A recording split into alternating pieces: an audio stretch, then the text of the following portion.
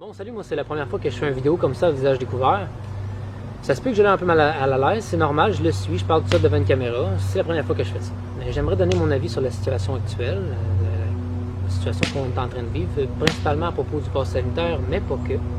Surtout aux gens qui sont pour, mais aussi les gens qui sont contre. Parce que j'ai remarqué que la plupart des gens remettent toujours le débat on replace toujours le débat au niveau de la condition qui leur est imposée, mais la condition ne devrait pas servir de moteur de décision. Parce qu'en acceptant la condition, vous acceptez aussi le principe derrière. Le principe qui est en fait de donner autorité au gouvernement sur votre pouvoir décisionnel.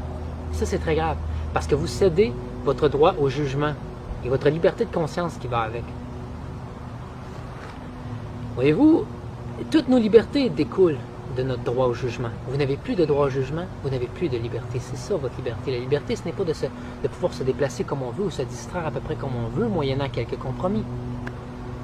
Et si vous acceptez la condition, mais que vous êtes en désaccord avec le principe de gestion, vous devez vous y opposer.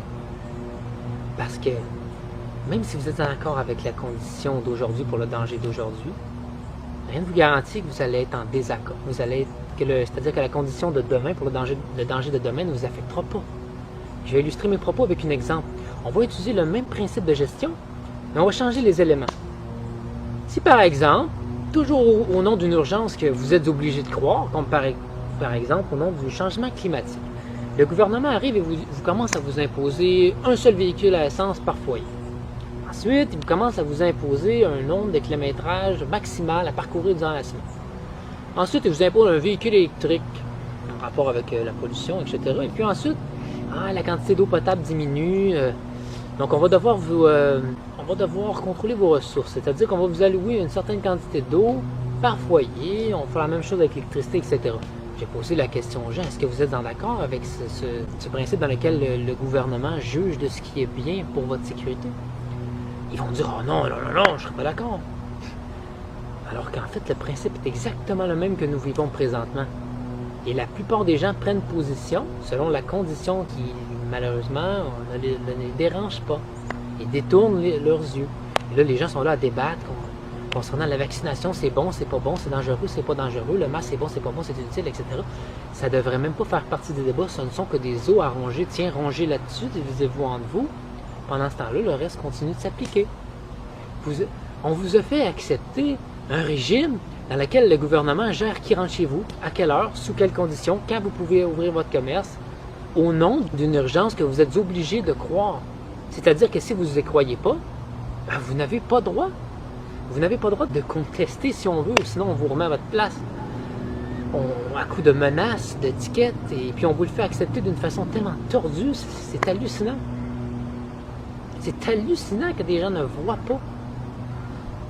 pas ça. Ils sont aveuglés par un danger qui leur est projeté. C'est incroyable. Souvent les raisons du genre, les raisons que les gens me donnent, ça va être ouais, mais moi, j'ai pas le choix, je veux voyager, donc je vais aller me faire vacciner. Déjà en partant, il ne devrait avoir aucune raison autre que de se protéger, de vouloir se protéger pour se vacciner. Toutes les autres raisons ne sont pas valables. Ça veut dire que vous cédez à une menace, à un chantage. Vous coopérez, vous cédez votre droit pour en faire une permission sous condition.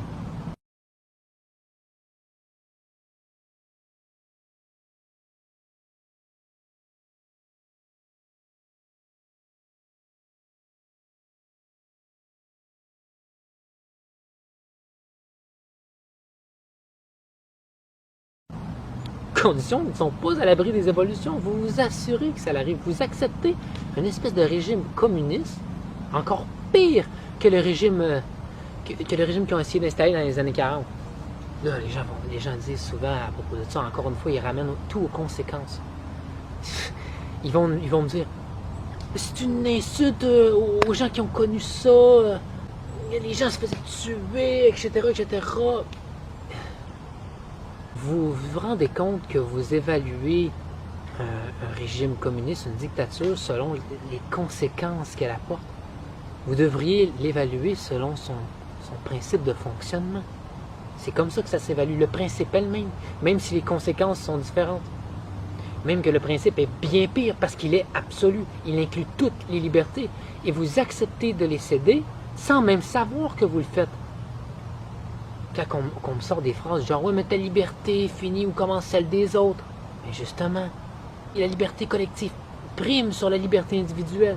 Mais justement, comment tu peux avoir le culot de vouloir m'imposer ta façon de vivre au nom de la liberté collective alors que tu m'imposes ta façon de vivre, tu m'imposes de réguler tes craintes et de te protéger de la façon que tu l'as jugé au préalable adéquate, plutôt que le gouvernement l'a jugé adéquate parce que ton droit décisionnel, tu l'as perdu, c'est le gouvernement qui l'a jugé. À ta place que tu sois en accord ou pas avec son jugement, tu m'imposes ça au nom d'une liberté collective. Alors que moi, ce que je combats, c'est la liberté collective d'un peuple. En collaborant pour de mauvaises raisons, en acceptant une condition et non son principe, tu contribues à notre asservissement. Ça devient de plus en plus difficile de respecter un peuple qui nous asservit pour des raisons bêtes, avec des raisonnements, une bêtise hallucinante. Les réflexions que j'ai posées, c'était des réflexions de base, venant d'un jeune homme de 30 ans qui n'a aucune éducation.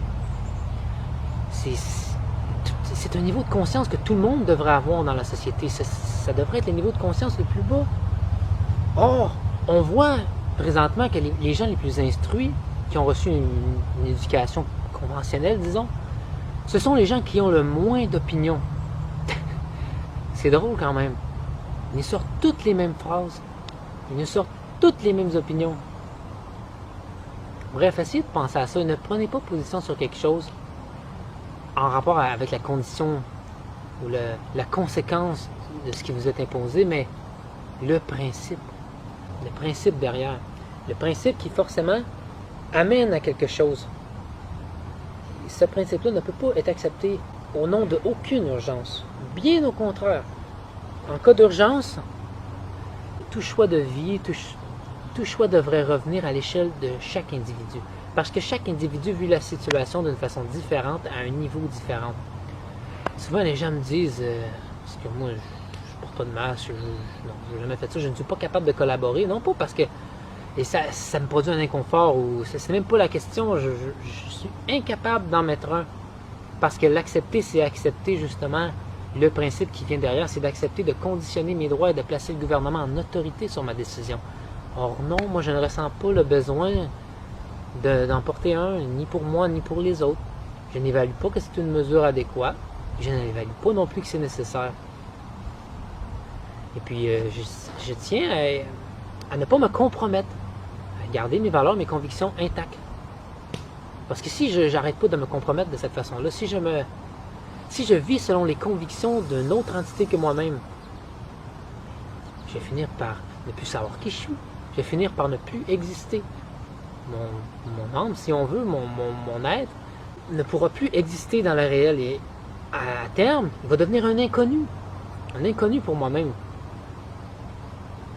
Puisqu'il ne se manifeste pas de par mes actions ou mes choix dans la réalité. Donc, je préfère rester fidèle à moi-même que me compromettre, même si ça met en danger mes acquis matériels, parce que mon moi est plus important que mon mais.